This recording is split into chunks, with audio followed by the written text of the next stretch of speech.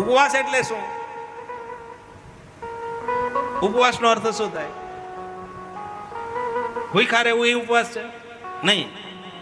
ઉપવાસનો અર્થ તો એમ ના લખે કે આજે ભોજન ના કરવું, એમ લખે ને. ઉપવાસનો અર્થ શું? ઉપ એટલે ઉપરવાળો, વાસ એટલે નજીક.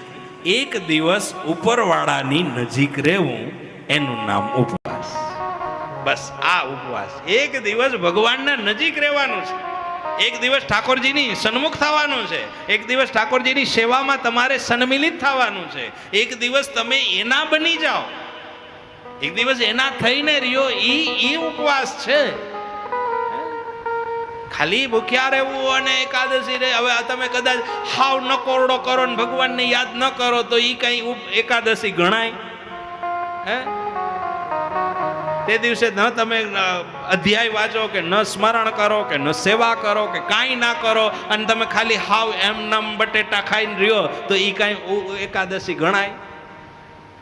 એ ના ગણાય. એના થઈને રહેવું છે. આને વ્રત કીધું છે.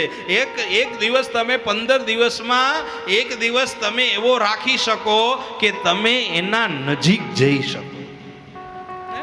એના નજીક જવાનો તમને અવસર મળ્યો છે. આમ તો ના જઈ શકીએ કારણ કે આપણું વ્યસ્ત જીવન છે, આપણું વ્યસ્ત કાળ છે, એટલે આમ ન જઈ શકીએ. પણ એક દિવસ એવો રાખો અને એ બાને તમને યાદ આવે, નહીં હો આજ મારે એકાદશી છે, આજ મારે માળા કરવાની બાકી છે, આજ મારે એકાદશી છે, મારે આજ પાઠ કરવાનું બાકી છે. હા, આવું તમને સતત ચિંતન રહે અને સતત યાદી રહે, એ એકાદશી છે. આવું બધું જાજા ફરાળ કરીને કરવું, શરીર બગાડવું, એના કરતા આ કરવું સારું ના કહેવાય? હે, પેલું નહીં કરો, ન થતું હોય નહીં કરો, જો થાય તો તમે કરો. હે, એક દિવસ એવો રાખો કે ભાઈ આજ મારે એકાદશી છે, આજ મારે મોબાઈલ નહીં જોવાનો.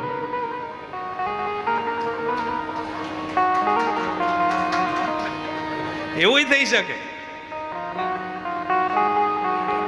હા, અમુક જોજો 25 વર્ષ જવા દો પછી એવું આવશે. વ્રતનો અર્થ એ થાય કે નિયમબદ્ધ રહેવું. બસ કે નિયમ રાખીને રહેવું એનું વ્રત છે.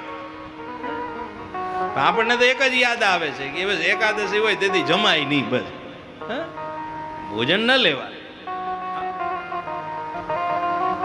ઘણા બધા નિયમો છે કે તમે ઈ ના કરી શકો તો આ બી થાય. બીજા અર્થમાં એવું પણ કહી શકાય કે આપણી એકાદશ ઇન્દ્રિયો છે. 5 જ્ઞાનેન્દ્રિય, 5 કર્મેન્દ્રિય, 11મું મન. આ એકાદશ ઇન્દ્રિયોની લગામ એક દિવસ ઠાકોરજીને સોંપી દેવી.